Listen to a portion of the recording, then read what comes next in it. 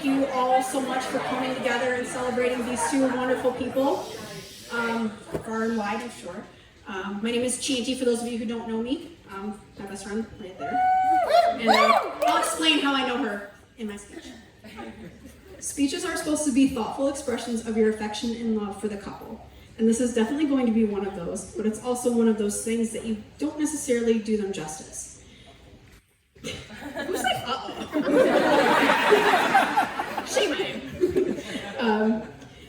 You do the best you can to try to show and communicate to friends and strangers how much these two people mean to you. I have a Rolodex of stories I could tell you, but I won't go that far.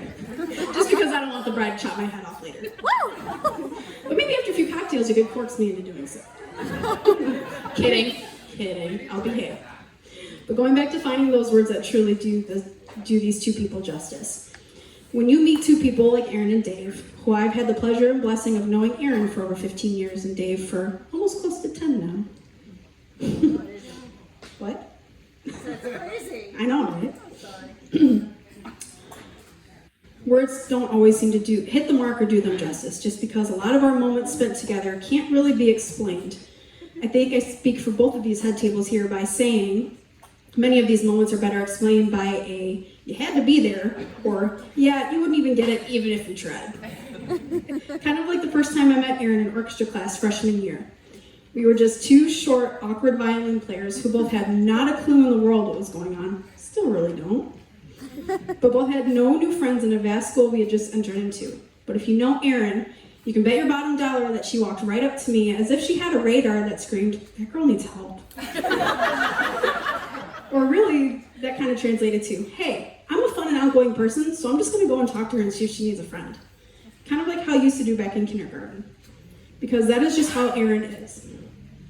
If you don't know her already, she's the kind of person that can make you feel like you've just made a new best friend after only having just met her. And that small conversation can be fast-forwarded to this very moment with all of you. And all those moments in between can truly explain how each and every person is here today. Not a single one of you, despite family, is here today without that small encounter with a red-headed girl who loves to make friends.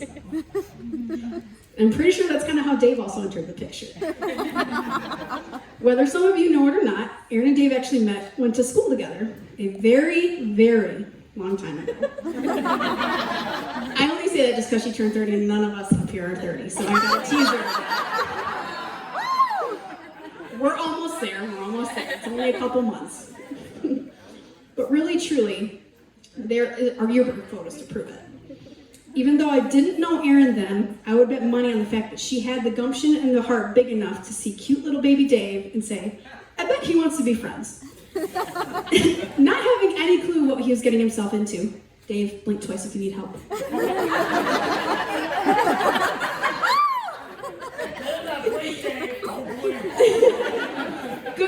Good friends over there. But in all seriousness, I first met Dave and Aaron when we were first living together about 7-ish years ago. I remember Aaron coming home one day saying, "So there's this boy." Which at this time in our lives usually resulted in me kind of questioning things, as any good friend would do. Later I'd come to find out that this was not at all a run-of-the-mill relationship. I remember being taken back how genuine and kind Dave was. I couldn't help but think, this guy has ulterior motives, just as any good friend would do, right? But I was gladly proven wrong. When I saw how he began to fall in love with my best friend, and how well he handled living with 3 women, I couldn't help but fall in love with them both together and also root for him. To see how Dave truly saw Erin for who she is and how she makes others feel, not only appreciate it, but add to it, truly just made my heart melt. Far more than any other person that I had ever met. For Dave, I can't thank you enough for how much you have added to not only Erin's life, but our life as well. And I think I speak for all these ladies and guys up here. To see how you come alongside this beautiful and strong woman and shower her with not only love, but admiration and support and tenderness. I can't help but love you too for that. It had absolutely nothing to do with the fact that you have a knack for picking out great beer, wine, or cheese.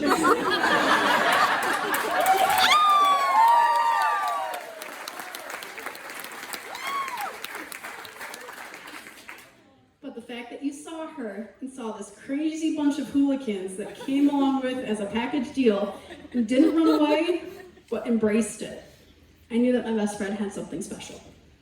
And at that time, as the perpetually single friend, I had an amazing example to look up to for someone who I'd later meet to be my husband. So believe me when I say some thank yous are in order. Thank you to Aaron's parents, both chosen and given, for raising a woman who cherishes, encourages, and supports Dave. Thank you to Dave's parents, both chosen and given, for raising such an amazing gentleman who loves, supports, and encourages my best friend. We all would not be here celebrating these two people today had it not been for you. Thank you to Dave and Aaron for choosing us to be a part of your special and amazing day and the days following after. As someone who's been married all of 6 months, I'd like to leave you with some wise words we've been given from those before us.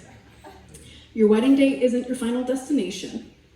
As much as it feels like you finally arrived, it's only the beginning of your forever. Contrary to popular belief, love isn't a feeling, more a verb. More so a choice, like Wes said earlier. A choice that has to be made every day. A choice that sometimes has to be recited every day and multiple times a day. When life hits hard and the obligations of life pull the rug from underneath you, it's a choice that has to be reaffirmed and communicated, never assumed. It is a choice of meeting your partner halfway, 70% of the way, and sometimes 90% of the way.